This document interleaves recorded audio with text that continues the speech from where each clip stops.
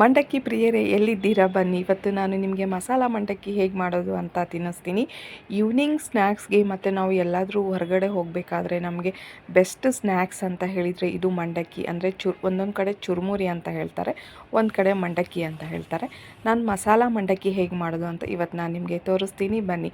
ನಾನು ಫಸ್ಟು ಒಂದು ದೊಡ್ಡ ಬಾಣಲೆ ಇಟ್ಟು ಈ ಥರ ನೋಡಿ, ಈ ಥರ ಸಿಲ್ವರ್ ಪುಟ್ಟಿ ಏನಾದರೂ ಅಥವಾ ಬಾಣಲೆ ಏನಾದರೂ ಇಟ್ಟು ನಾನು ಉದ್ದುದ್ದಕ್ಕೆ ಈರುಳ್ಳಿ ಕಟ್ ಮಾಡ್ಕೊಂಡಿದ್ದೆ. ಅದನ್ನು ಎಣ್ಣೆಯಲ್ಲಿ ಚೆನ್ನಾಗಿ ನಾನು ಫ್ರೈ ಮಾಡ್ಕೊತಾ ಇದ್ದೀನಿ. ನೋಡಿ, ಈ ಥರ ಗೋಲ್ಡನ್ ಬ್ರೌನ್ ಬರಬೇಕು, ಅಲ್ಲಿವರೆಗೂ ನಾನು ಈರುಳ್ಳಿನ ಫ್ರೈ ಮಾಡ್ಕೊತಾ ಇದ್ದೆ. ಇಲ್ಲಿ ನಿಮಗೆ ಸ್ವಲ್ಪ ಬ್ಲ್ಯಾಕ್ ಕಾಣಿಸ್ತಾ ಇದೆ, ಮೊಬೈಲು ಶೇಡ್ ಆ ಥರ ಇತ್ತು ನಂದು. ಆ್ಯಕ್ಚುಲಿ ಅದು ಈ ಥರ ಗೋಲ್ಡನ್ ಬ್ರೌನ್ ಆಗೇ ಇರಬೇಕು, ತುಂಬ ಬ್ಲ್ಯಾಕ್ ಮಾಡ್ಕೋಬೇಡಿ. ಗೋಲ್ಡನ್ ಬ್ರೌನ್ ಆಗೋವರೆಗೂ ನೀವು ಈ ಥರ ಎಣ್ಣೆಯಲ್ಲಿ ಫ್ರೈ ಮಾಡಿಕೊಂಡ್ರೆ ಸಾಕು. ನೋಡಿ, ಈ ಥರ ನಾನು ಫ್ರೈ ಮಾಡ್ಕೊಂಡಿದ್ದೆ. ಇದನ್ನು ಸೈಡಲ್ಲಿ ಎತ್ತಿಟ್ಕೊಂಡ್ಬಿಡೋಣ. ಅದೇ ಬಾಣಲಿಯಲ್ಲಿ ಏನು ಎಣ್ಣೆ ಇರುತ್ತಲ್ಲ, ಅದೇ ಬಾಣಲಿಗೆ ನಾನು ಶೇಂಗಾನ ಹಾಕ್ತಾಯಿದ್ದೀನಿ. ಶೇಂಗಾನೂ ಅಷ್ಟೇ ಚೆನ್ನಾಗಿ ನಾವು ಫ್ರೈ ಮಾಡ್ಕೋಬೇಕು. ಅದೇ ಬಾಣಲಿಗೆ ನಾನು ಮತ್ತೆ ಬೆಳ್ಳುಳ್ಳಿನ ಹಾಕ್ತಾಯಿದ್ದೀನಿ. ನಂದು ಜವಾರಿ ಬೆಳ್ಳುಳ್ಳಿ ಆಗಿದ್ದರಿಂದ ನಾನು ಹಾಗೆ ಹಾಕಿದೆ. ಅದಾದಮೇಲೆ ನಾನು ಒಂದೊಂದು ನಾನು ಜೀರಿಗೆ, ಸಾಸಿವೆ, ಪುಟಾಣಿ ಮತ್ತು ಕರಿಬೇವನ್ನ ಹಾಕಿ ಚೆನ್ನಾಗಿ ನಾನು ಈ ಥರ ಫ್ರೈ ಮಾಡ್ಕೊತಾ ಇದ್ದೀನಿ. ನೀವಿಲ್ಲಿ ನೋಡ್ಬೋದು, ಶೇಂಗಾ, ಪುಟಾಣಿ, ಬೆಳ್ಳುಳ್ಳಿ, ಜೀರಿಗೆ, ಸಾಸಿವೆ, ಕರಿಬೇವು ಹಾಕಿ ಚೆನ್ನಾಗಿ ನಾನು ಫ್ರೈ ಮಾಡಿಕೊಂಡೆ.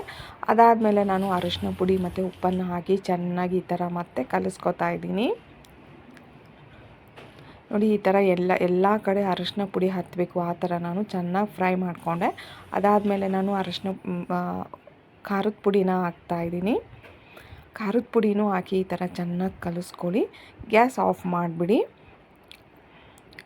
ತುಂಬ ಹೊತ್ತು ಖಾರ ಪುಡಿ ಹಾಕಿದ ಮೇಲೆ ಗ್ಯಾಸ್ ಆನ್ ಇಡಬೇಡಿ, ಯಾಕಂದರೆ ಎಲ್ಲ ಹೊತ್ತು ಹೋಗಿಬಿಡುತ್ತೆ. ಗ್ಯಾಸ್ ಆಫ್ ಮಾಡಿಬಿಟ್ಟು ಆಮೇಲೆ ನಾನು ಈ ಥರ ಚುರುಮುರಿ ಅಂದರೆ ಮಂಡಕ್ಕಿನ ತೊಗೊಂಡು ಅದಕ್ಕೆ ಕಲಿಸ್ತಾ ಇದ್ದೀನಿ. ಈ ಥರ ಎಷ್ಟು ಬೇಕೋ ಅಷ್ಟು, ನಮಗೆ ಒಗ್ಗರಣೆಗೆ ಎಷ್ಟು ಸಾಕಾಗುತ್ತೋ ಅಷ್ಟು ಮಂಡಕ್ಕಿನ ಹಾಕಿಬಿಟ್ಟು ಈ ಥರ ಚೆನ್ನಾಗಿ ಕಲಿಸ್ತಾ ಇದ್ದೀನಿ. ಕೆಳಗೆ ಮೇಲೆ ಮಾಡ್ತಾಯಿದ್ದೀನಿ. ಈಗ ನೋಡಿ, ಈ ಥರ ಚೆನ್ನಾಗಿ ಕಲಿಸ್ಬಿಟ್ಟೆ.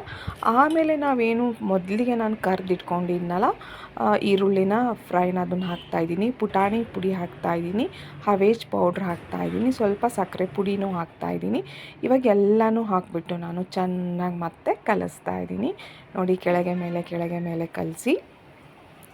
ಇದು ನಿಮಗೆ ನಿಜವಾಗ್ಲೂ ಹವೇಜ್ ಪುಡಿ ಏನು ಹಾಕ್ತೀವಲ್ಲ, ಅದು ನಿಜವಾಗ್ಲೂ ನಿಮಗೆ ಎಕ್ಸ್ಟ್ರಾಡಿನರಿ ಟೇಸ್ಟ್ ಕೊಡುತ್ತೆ. ನೋಡಿ, ನಮ್ಮ ಮಸಾಲೆ ಮಂಡಕ್ಕಿ ರೆಡಿ ಆಯಿತು. ಇದು ನಿಮಗೆ ಈವ್ನಿಂಗ್ ಟೀ ಕುಡಿಲಿಕ್ಕೆ ಮತ್ತು ಎಲ್ಲಾದರೂ ಟ್ರಿಪ್ ಹೋಗಲಿಕ್ಕೆ ನಮಗೆ ಇದು ಒಳ್ಳೆ ಸ್ನ್ಯಾಕ್ಸ್ ಅಂತ ಹೇಳ್ಬೋದು. ಒಮ್ಮೆ ನೀವು ಟ್ರೈ ಮಾಡಿ.